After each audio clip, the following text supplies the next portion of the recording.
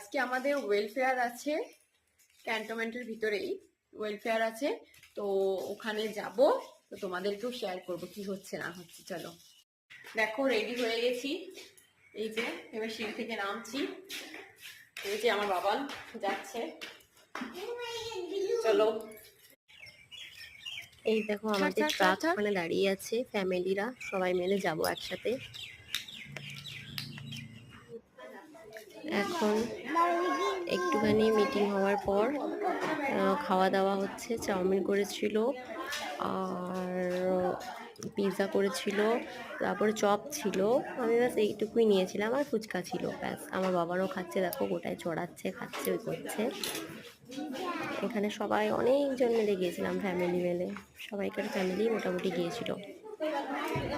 হ্যাঁ, ফাইনালি ঘর চলে এলাম, অনেক কিছু খেয়ে পেট একদম ভরে গেছে।